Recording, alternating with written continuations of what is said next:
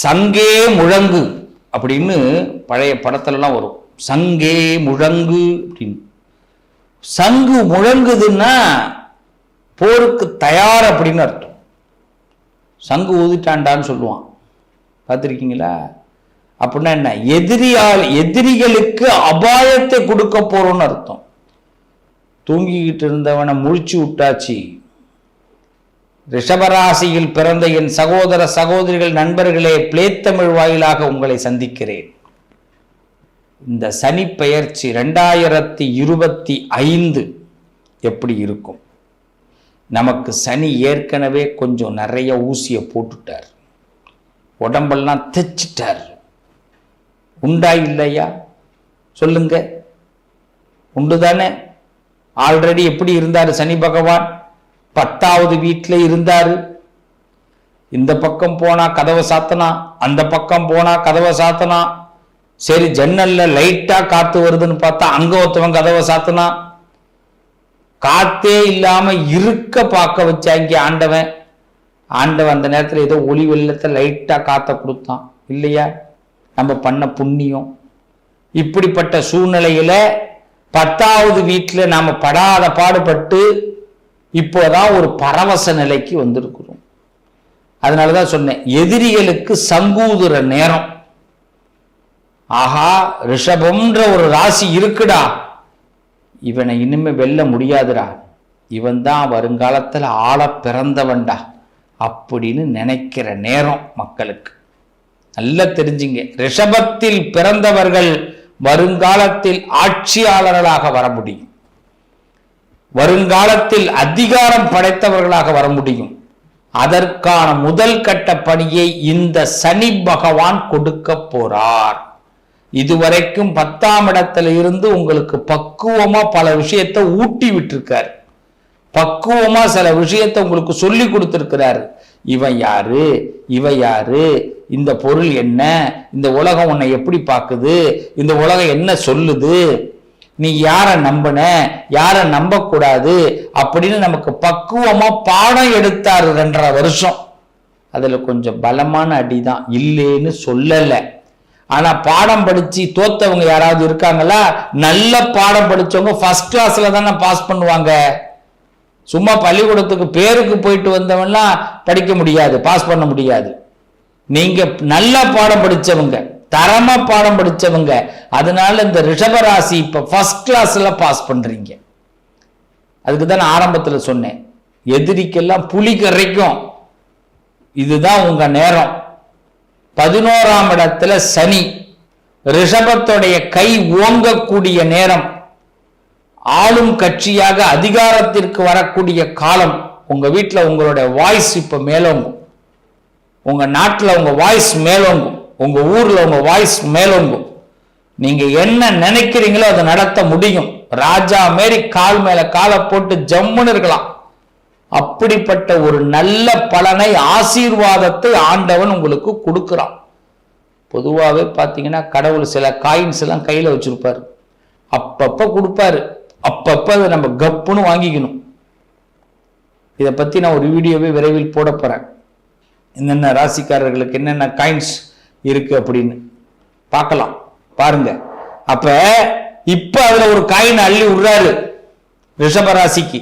ஏன்னா 11வது இடம் லாபஸ்தானம். இந்த லாபஸ்தானத்துக்கு ரிஷபராசிக்கு சனி உள்ள வரும் பொழுது நாம இனிமேல் தான் இந்த பாருங்க, இப்படி உட்கார்ந்து இருக்க கூடாது. ரிஷபராசி இனிமே இப்படி உட்கார்ந்து இருக்கணும். நான் உட்கார்ந்து இருக்கிற ஸ்டைல பாத்தீங்களா இல்லையா? அவ்வளவுதான்.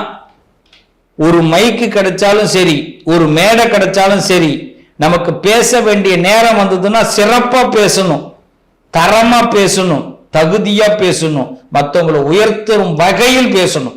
இந்த வாய்ப்பை எல்லாம் ரிஷபத்திற்கு அள்ளி கொடுக்க போறான் கடவுள். சனி பகவான் டபுள் ட்ரிபிள் ப்ரமோஷன் கொடுக்கிறான்.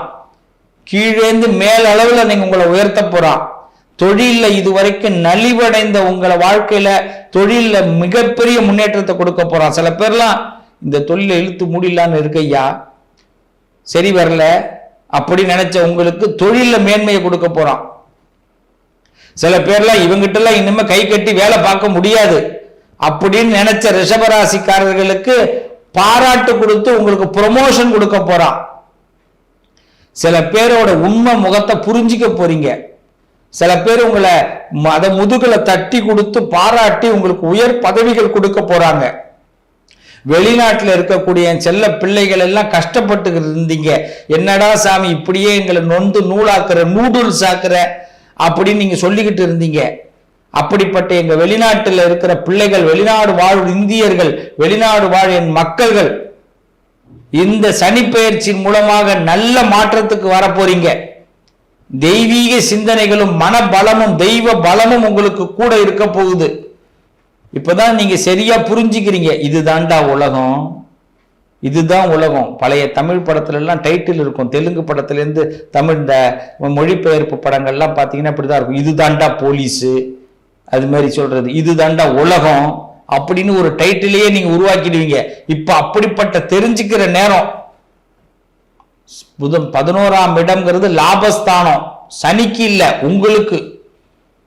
சனி கப் சிப்புன்னு போயிடுவார். இப்போ உங்களுக்கு நிறைய நல்லது செய்ய போறார். நிறைய சிரமத்தை கொடுத்தார். சிரமத்தை கொடுத்தது எதுக்குன்னா உங்களை பக்குவப்படுத்தினார். உங்களை இந்த வாழ்க்கையில சமுதாயத்துல ஒரு நிலையான ஒரு ஆளாக மாத்திருக்கார். அவ்வளவு சிரமம். இனிமேல் நீங்க நிறைய சேவிங்ஸ் பண்ண போறீங்க. உங்க தொழிலை விஸ்தாரம் பண்ண போறீங்க. நல்ல புது வியூகங்கள் வகுக்க போறீங்க. சுப காரியங்களை உங்க வீட்டுல நடத்த போறீங்க. இது வரைக்கும் கொஞ்சம் தெம்பு குறைஞ்சிருந்தது. நான் அதான் சொன்னேன், இப்படி இருந்த நீங்க இப்படி ஆக போறீங்க. விவேக் ஒரு படத்துல சொல்லுவார், இப்படி இருந்தா நான் இப்படி ஆயிட்டேன் அப்படின்னு. இப்ப நீங்க என்னன்னா இப்படி இருந்த நீங்க இப்படி ஆக போறீங்க. எஸ், இவ்வளவுதான் பாசிட்டிவ் திங்கிங். இந்த 11வது வீடுங்கிறது பலம் கொண்ட வீடு. சினம் கொண்ட சிங்கத்தையும் நிச்சயமாக செதற வைக்கும்.